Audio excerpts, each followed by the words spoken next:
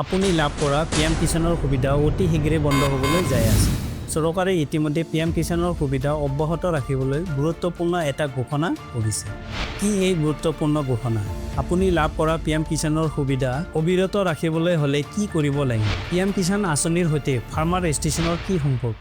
আজিৰ এই ভিডিঅ'ৰ জৰিয়তে আপোনালোকলৈ পৰিপূৰ্ণ তথ্য আগবঢ়াম, সেয়ে অনুৰোধ জনালোঁ ভিডিঅ'টো সম্পূৰ্ণ চাব। যদি মোৰ চেনেলত নতুনকৈ আহিছে তেতিয়াহ'লে চেনেলটো ছাবস্ক্ৰাইব কৰি লাইক এটা মাৰিব। যদি আপুনি ফেচবুকত চাই আছে তেতিয়াহ'লে ফ'ল' কৰিব আৰু আপোনাৰ বন্ধু বান্ধৱী তথা আত্মীয়ৰ সৈতে ভিডিঅ'টো শ্বেয়াৰ কৰিব। নমস্কাৰ প্ৰিয় কৃষক বন্ধুসকল, কৃষি বিভাগ অসম চৰকাৰ তৰফৰ পৰা PM-KISANৰ সুবিধা লাভ কৰা ব্যক্তিসকলৰ এটা SMS দিয়া হৈছে। SMS-টোত লিখা হৈছে, প্ৰিয় কৃষক বন্ধু, PM-KISANৰ সুবিধা অবিৰতভাৱে লাভ কৰাৰ বাবে কৃষক পঞ্জীয়ন নম্বৰ ফাৰ্মাৰ ID বাধ্যতামূলক হ'ব। আপোনাক অনুৰোধ জনোৱা হ'ল যে আপোনাৰ নিকটতম কৃষক পঞ্জীয়ন শিবিৰ, ফাৰ্মাৰ ৰেজিষ্ট্ৰেশ্যন কেম্প বা সাধাৰণ সেৱা কেন্দ্ৰ CSC চেণ্টাৰলৈ গৈ কৃষক পঞ্জীয়ন প্ৰক্ৰিয়া অন্তৰ্ভুক্ত হৈ বাধ্যতামূলক কৃষি পঞ্জীয়ন নম্বৰ ফাৰ্মাৰ ID লাভ কৰক। কৃষি বিভাগ অসম চৰকাৰ। ইয়াৰ পৰা আমি স্পষ্টকৈ বুজিব পাৰোঁ যে যিসকলে PM-KISAN আঁচনিৰ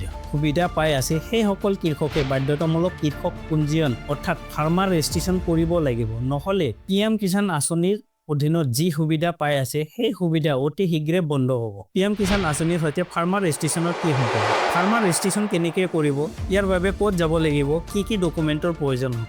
ফাৰ্মাৰ ৰেজিষ্ট্ৰেশ্যন অৰ্থাৎ কৃষক পঞ্জীয়ন হৈছে এজন কৃষকৰ চৰকাৰী ডাটাবেছত নাম অন্তৰ্ভুক্ত কৰাৰ প্ৰক্ৰিয়া। ইয়াৰ পঞ্জীয়নৰ মূল উদ্দেশ্য হৈছে কৃষকসকলক বিভিন্ন চৰকাৰী সুবিধা আৰু স্কিমৰ অধীনত সহায় প্ৰদান কৰা। এয়াই হৈছে ফাৰ্মাৰ ৰেজিষ্ট্ৰেশ্যনৰ মূল উদ্দেশ্য। যদি আপুনি নতুনকৈ PM-KISAN সন্মান নিধিৰ আঁচনিৰ টকা বা বেংকৰ পৰা কিষাণ লোন বা কৃষি ৰিলেটেড যিকোনো চৰকাৰী স্কিমৰ সুবিধা লাভ কৰিব বিচাৰিছে তেতিয়াহ'লে আপুনি ফাৰ্মাৰ ৰেজিষ্ট্ৰেশ্যন কৰিব লাগিব। এতিয়া কথা হ'ল আপুনি ফাৰ্মাৰ ৰেজিষ্ট্ৰেশ্যন কেনেকৈ কৰিব আৰু ইয়াৰ বাবে কি ডকুমেণ্ট লাগিব এই বিষয়ে জানি লওঁ আহক। ফাৰ্মাৰ ৰেজিষ্ট্ৰেশ্যন কৰিবলৈ হ'লে আপোনাৰ এখন আধাৰ কাৰ্ড থাকিব লাগিব। আপোনাৰ আধাৰ কাৰ্ডৰ লগত সংলগ্ন থকা মোবাইলটো লাগিব আৰু আপোনাৰ নামত এডোখৰ মাটি থাকিব লাগিব। মাটিৰ শ্ৰেণীটো হ'ব লাগিব কৃষি। অকৃষি হ'লে নহ'ব। যোনটো মাটিত আপোনাৰ কৃষি হয় সেই মাটিত দাগ নম্বৰ লৈ পেলাই আপুনি আপোনাৰ নিয়াৰেষ্ট CSC চেণ্টাৰত যাব। CSC চেণ্টাৰ মিনছ আপোনাৰ কাষ্টমাৰ ছাৰ্ভিচ চেণ্টাৰ। তাতে লৈ গ'লে আপোনাৰ ফাৰ্মাৰ ৰেজিষ্ট্ৰেশ্যনৰ কথা ক'লে নিশ্চয় আপোনাক ফাৰ্মাৰ ৰেজিষ্ট্ৰেশ্যনৰ কাৰণে এপ্লাই কৰি দিব। আপোনাৰ মোবাইলতো এটা নাম্বাৰ আহিব, ফাৰ্মাৰ ইউনিক আইডিৰ এটা নাম্বাৰ আহিব।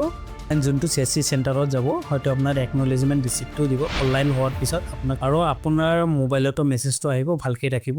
এই একনলেজমেণ্ট ৰিচিপ্ট যোনটো আহিব তাতে এটা নাম্বাৰ থাকিব।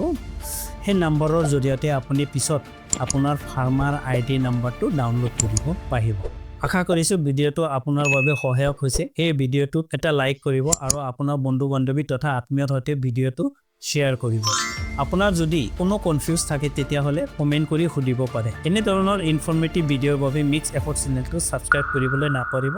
ধন্যবাদ। আশা কৰিছোঁ পিছত ভিডিঅ'ত নিশ্চয় লগ পাম।